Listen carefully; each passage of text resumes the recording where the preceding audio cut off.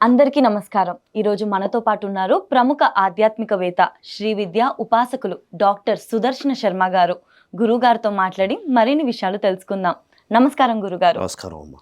గురుగారు, సాధారణంగా పితృకార్యాలు ఏవైతే ఉంటాయో మహాలయ పక్షాలలో చేస్తూ ఉంటారు కదా. ఎందుకని ఈ సమయంలోనే, అంటే ఈ సమయంలో చేస్తే ఏమైనా మంచి ఫలితాలు కలుగుతాయని చెప్పేసా?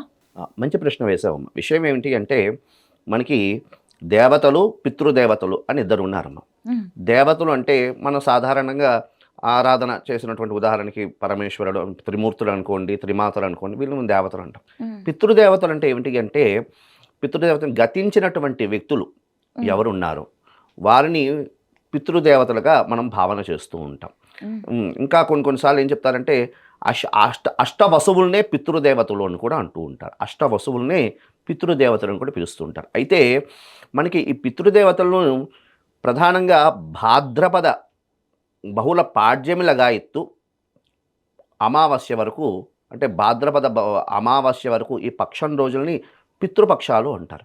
ఎందుకు వీరికి విశేషమైనటువంటి స్థానం పితృపక్షాలు ఈ సమయంలోనే ఆరాధన చెయ్యాలి అన్నటువంటి ఎందుకు వచ్చింది అంటే, మనకి సాధారణంగా దేవతలను ఆరాధన చేస్తే మనకి కోరికలు నెరవేరుస్తారు. ఎందుకు అంటే దేవతలను మనం వాటి ఆరాధన చేయడం ద్వారా మనకి కోరికలు నెరవేరుతూ ఉంటాయి. కానీ కొన్నిసార్లు చాలామంది అంటూ ఉంటారు, ఏమంటే పలానా దేవుడిని మనం పూజ చేసాము, పలానా శివాలయంలో మేము అభిషేకం ఇన్ని సంవత్సరాల నుంచి అభిషేకం చేస్తున్నాం, దేవుడు కరుణించట్లేదండి. కొన్నిసార్లు దేవతలైనా కూడా కరుణించారో తెలియదు, కానీ పితృదేవతలు ఆరాధన చేయడం ద్వారా శీఘ్రంగా వాళ్ళ యొక్క మనోకామ్యాలన్నీ కూడా సిద్ధిస్తాయి అని మనకి గరుడ పురాణం, అదేవిధంగా ఈ పితృమేధం అనేటువంటి కొన్ని గ్రంథాలు మనకు తెలియజేస్తున్నాయి. ఎందుకు అంత విశేష స్థానం అంటే కొన్నిసార్లు మంత్రశాస్త్రం చెప్తుంది, ఒక వ్యక్తి కుటుంబంలో వంశాన్ని ఇవ్వాలంటే శివుడు కూడా పితృదేవతను పిలిచి అడుగుతాట, నాయనా నీకు క్రతువులన్నీ సరిగ్గా జరిగాయా అంటే, క్రతువులు అంటే శ్రాద్ధ కర్మలు, అదేవిధంగా ఇటువంటి క్రతువులన్నీ జరిగాయి అంటే వారి యొక్క పితృదేవతలను అనుగ్రహం తీసుకుని అప్పుడు శివుడు పుత్రుని ప్రసాదిస్తాట. అంటే పితృదేవతలకి అంత విశేషమైనటువంటి స్థానం ఉన్నది అని మనకి గ్రంథాలు తెలియజేస్తున్నాయి. అయితే ప్రధానంగా నిత్యం కూడా, అంటే పితృపక్షాలనే కాదు, ప్రధానంగా పితృపక్షాలని కాదు, మనకి ప్రతి మాసము కూడా పౌర్ణమి అమావాస్య వస్తూ ఉంటుంది. ఈ అమావాస్య తిథి అనేది పితృదేవతలకు సంబంధించినటువంటి తిథి అని అంటారు. అయితే ఈ ఎందుకు అంటే ఒక్కొక్క దానికి ఒక్కొక్క నిర్దిష్టమైనటువంటి తిథి పెద్దలు సూచించారు. అయితే ప్రధానంగా మనకి దేవీ నవరాత్రులు ఇప్పుడు ఆశ్వీజ శుద్ధ పాడ్యమి లగాయత్తు నవమి దశమి దాకా అలా ఎలా ఉన్నాయో పితృదేవతలు కూడా అంత విశేష స్థానం ఉంది. అందుకనే భాద్రపద బహుళ పక్ష పాడ్యమి లగాయత్తు అమావాస్య దాకా ఈ యొక్క పక్షం రోజులు కూడా పితృదేవతలను ఆరాధన చేస్తారు. అయితే ఈ పితృదేవతలను ఆరాధన చేయడం ద్వారా ఏమిటి కలుగుతుందయ్యా అంటే, ఎవరైనా వంశంలో పితృదేవ సంబంధమైనటువంటి, అంటే శాస్త్రంలో ఒక మాట చెప్పింది, దేవరుణము, పితృరుణము, మాతృరుణము, అదేవిధంగా గురు రుణము, ఈ రుణాలు ఎప్పుడూ తీర్చాలి అని మనకి మంత్రశాస్త్రం తెలియజేస్తుంది. ఎందుకు అంటే ఋషి రుణము, ఎందుకు ఈ 5గురు రుణం తీర్చాలని మనకి మంత్రశాస్త్రం తెలియజేస్తుంది. ఎందుకు అంటే దేవత యొక్క అనుగ్రహం లేనిదే మనం భూమి మీద జన్మించాం, కాబట్టి దేవత యొక్క దేవరుణం తీర్చుకోవాలి. అదేవిధంగా ఋషి రుణం, ఎందుకు అంటే మనం పలానా ఋషి యొక్క గోత్రీకులం అని చెప్పుకుంటున్నాం, కాబట్టి ఆ ఋషి యొక్క రుణం మనం తీర్చుకోవాలి. అదేవిధంగా పితృరుణం, ఎందుకు అంటే పితృ యొక్క అనుగ్రహం, ఆయన వీర్యాన్ని ఇవ్వకపోతే మనం ఈ విధంగా జన్మించాం, కాబట్టి పితృదేవతల యొక్క అనుగ్రహం, అదే తండ్రి యొక్క అనుగ్రహం. ఎందుకంటే దేహము విజ్ఞానము బ్రహ్మోపదేశం ఇస్తాడు. ఒక మనిషి యొక్క శరీరాన్ని భూమి మీద వచ్చిన తర్వాత వాడు ఏమి ఎదిగిపోడు కదమ్మా, దేహము విజ్ఞానము, నాయనా సమాజంలో ఎలా బతకాలి, ఎలాగ జీవించాలి, అదేవిధంగా ఈ సమాజంలో ఈ మాయా సమాజంలో ఏ విధంగా మనిషి యొక్క ఔన్నత్యాన్ని ఏ విధంగా నడవాలి, మంచేది చెడ్డేది అని చెప్పినటువంటి ఒకే ఒక వ్యక్తి తండ్రి. కాబట్టి ఆ తల్లి, అదేవిధంగా ఈ శరీరం వచ్చింది అంటే తల్లి, కాబట్టి అందుకే మనకి మాతృదేవోభవ పితృదేవోభవ అని అంటారు.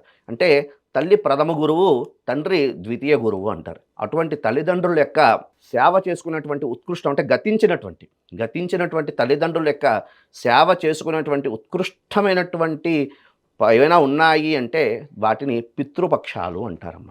ఎందుకు అంటే ఈ మనకి నవరాత్రులు అని అన్నీ వస్తూ ఉంటాయి. నవరాత్రులు ఎలా చేస్తుంటామో పితృపక్షాలు కూడా అదే విధంగా భక్తి శ్రద్ధలతో చేయాలి. ఈ విధంగా భక్తి శ్రద్ధలతో చేయడం ద్వారా వారి యొక్క రుణం తీర్చుకోవడం ద్వారా మనకి ఆ పితృదేవతల యొక్క అనుగ్రహం కలుగుతుంది. అయితే కొంతమంది పితృదోషం అంటూ ఉంటారు.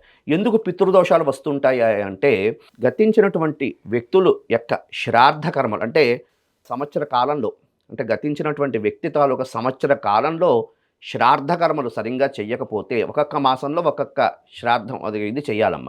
ఆ విధంగా చేయడం ద్వారా ఆ శ్రాద్ధ కర్మ ఒక్కొక్క మాసంలో ఒక్కొక్క శ్రాద్ధకర్మ చేస్తున్న బట్టి ఆ మనిషి యొక్క శరీరం అనేది ఏర్పడుతుంది. అంటే ఎవరైనా ఒక మనిషి గతించారనుకోండి, ఆ గతించినటువంటి వ్యక్తి ఈ కాయక శరీరం అని ఒకటి ఉంటుంది. దానితో వాడు ఈ ఊర్ధ్వలోకాలకు వెళ్ళి వాడు చేసుకున్నటువంటి పాప కర్మలు ఏమున్నాయో దానికి శిక్షార్హుడు వాడు అక్కడ ఈ శరీరంతోనే ఏర్పాటు చేసుకుంటాడు. కాబట్టి ఇక్కడ గతించినటువంటి వ్యక్తి తాలూకా పుత్రుడు శ్రాద్ధకర్మ ఆ సంవత్సర కాలంలో సరిగ్గా పెట్టకపోతే వాళ్ళకి అవయవాలు సరిగ్గా తయారవు. ఆ అవయవాలు సరిగ్గా తయారవ్వకపోవడం వల్ల హేళన అవుతారు. అంటే మిగిలినటువంటి పితృదేవతలు హేళన చేస్తారు. హేళన చేయడం ద్వారా ఆ పితృదేవతలు శపిస్తారు. ఏ విధంగా శపిస్తారు? నీ వంశం మొత్తం నిర్వీర్యం అయిపోని, వంశవృద్ధి కలగకపోని అన్నటువంటి శపిస్తారు. ఆ శాపమే పితృశాపము అంటారు. అదేవిధంగా పితృశాపం అనేది వస్తుంది. ఆ పితృశాపం వచ్చింది, దాన్ని నివారణ చేసుకోవడానికి ఉత్కృష్టమైనటువంటి యోగం అంటూ ఏమైనా ఉత్సవం ఏమైనా ఉంది అంటే దాన్ని ఉత్సవంగా జరుపుకోవాలి. పితృపక్షాలను ఉత్సవంగా జరుపుకోవాలి. ఆ పాడ్యమి బహుళపక్ష భాద్రపద బహుళ పాడ్యమి లగాయత్తు అమావాస్య దాకా 15 రోజులు కూడా నిత్యం కూడా పితృతర్పణం విడిచిపెట్టడం. అదేవిధంగా పెసరపప్పు, ఎందుకంటే పితృదేవతకి పెసరపప్పు ప్రీతి. పెసరపప్పు అన్నం తింటూ ఈ ఉల్లిపాయ వెల్లుల్లిపాయ ఇటువంటి పదార్థాలు ఆ పక్షం రోజులు కూడా తినకుండా గతించినటువంటి పితృ తల్లి పోతే తల్లి, తండ్రి పోతే తండ్రి, వాడికి నిత్యం కూడా పితృతర్పణాలు వదులుతూ, ఒకవేళ గతించినటువంటి తండ్రి తాలూకు తిది రోజు మహాలయం అని చేస్తారు. ఆ విధంగా మహాలయ శ్రాద్ధకర్మ చేయాలి. ఒకవేళ గతించినటువంటి తండ్రి కానీ తల్లి కానీ తిది తెలియలేదనుకోండి, అన్నిటికీ అందరూ దాన్నే కారుణ్యమూర్తులు అంటారు. కారుణ్యమూర్తులని అమావాస్య రోజులు సకల పితృదేవతలు కూడా వస్తారు. ఆ రోజు ఒకవేళ తిథి తెలియకపోతే ఆ అమావాస్య రోజు ఆ పితృదేవతలకు సంబంధించినటువంటి శ్రాద్ధకర్మ చేయడం ద్వారా వారికి మోక్షాన్ని కలిగించినటువంటి స్థితి కలుగుతుంది. వారి యొక్క అనుగ్రహం కూడా ఈ యొక్క వంశం మీద కలిగి వాళ్ళు ఉత్కృష్టమైనటువంటి వంశవృద్ధి కలిగి సంతానం లోపంలో ఉన్న వాళ్ళకి సంతాన విషయం, ఆర్థికంగా ఇబ్బందులు ఉన్న వాళ్ళకి కూడా ఆ నివృత్తి జరిగి పితృదేవతల యొక్క అనుగ్రహం కలిగి వాళ్ళు ఉన్నతమైనటువంటి స్థాయికి చేరుతారు. కాబట్టి పితృపక్షాల్లో ఖచ్చితంగా కూడా శ్రాద్ధకర్మలు ఖచ్చితంగా చేయాలి. అదేవిధంగా ఒక దీక్షా నియమం, పితృదేవతా దీక్ష అంటారు దాన్ని. ఈ పక్షం రోజులు కూడా పితృదేవతా దీక్ష అంటారు. ఈ 15 రోజులు కూడా నఖశిఖలు కూడా తీయకూడదు. నఖశిఖ అంటే గోర్లు, అదేవిధంగా గెడ్డం, ఇటువంటి ఏవి కూడా కత్తిరించకుండా నియమంగా బ్రహ్మచర్యం పాటిస్తూ పితృదేవతలకి తర్పణాలు వదులుతూ బ్రాహ్మణులను కూర్చోపెట్టి మహాలయం అంటే శ్రాద్ధకర్మ చేయడం. అదేవిధంగా ఒకవేళ తిథి తెలియని వాళ్ళు అంటే గతించినటువంటి వ్యక్తి తాలూకు తిథి తెలియని వాళ్ళు అమావాస్య రోజు అవకాశం ఉన్న వాళ్ళు శ్రాద్ధకర్మ చేయండి. అవకాశం లేని వాళ్ళు ఏం చేస్తారు? శక్తి లేదు, పితృదేవతలు సంతుష్టులు చెయ్యాలనేటువంటి మనసులో భావన ఉంది కానీ శక్తి లేదు. ఇప్పుడు ప్రస్తుత కాలంలో ప్రతిదీ కూడా ధనంతో కూడుకున్నటువంటి విషయమే కదమ్మా. కాబట్టి వాడిని పితృదేవతను సంతుష్టులను చేయాలని భావన మనసులో ఉంది కానీ ధనం లేదు. అప్పుడు ఏం చెయ్యాలి అంటే ఏదో బ్రహ్మగారిని పిలిచి వారికి సంబంధించి స్వయంపాక దానం, అమావాస్య రోజు స్వయంపాక దానం ఇచ్చి ఆ గతించినటువంటి పితుహు పితామహ ప్రతిపితామహ అంటే తండ్రి తాత ముత్తాత, పితుహు ప్రతిపితామహ ప్రతిపితామహ, పితుహు పితామహ ప్రతిపితామహ ముగ్గురికి కూడా తర్పణం వదులుతూ, లేదు తల్లి అనుకోండి మాత అంటూ ఆ విధంగా తల్లికి ఉంటే తల్లి, తండ్రి పోతే తండ్రి, తల్లి పోతే తల్లి, వాళ్ళకి తర్పణాలు వదులుతూ ఆ వచ్చినటువంటి బ్రహ్మగారికి స్వయంపాక దానం ఇవ్వడం ద్వారా కూడా పితృదేవతలు సంతుష్టులు చెంది వారి యొక్క అనుగ్రహాన్ని ఇస్తారు. తద్వారా ఈ యొక్క వంశం అనేది తరించబడుతుంది. ఈ విధంగా పితృదేవతలు పితృపక్షాలు ఈ విధంగా చేయడం ద్వారా పితృదేవతల యొక్క అనుగ్రహాన్ని పొందుతారు తల్లి. శుభమస్తు. చాలా బాగా వివరించారు గురుగారు. ధన్యవాదాలు. శుభమస్తు. స్వస్తి.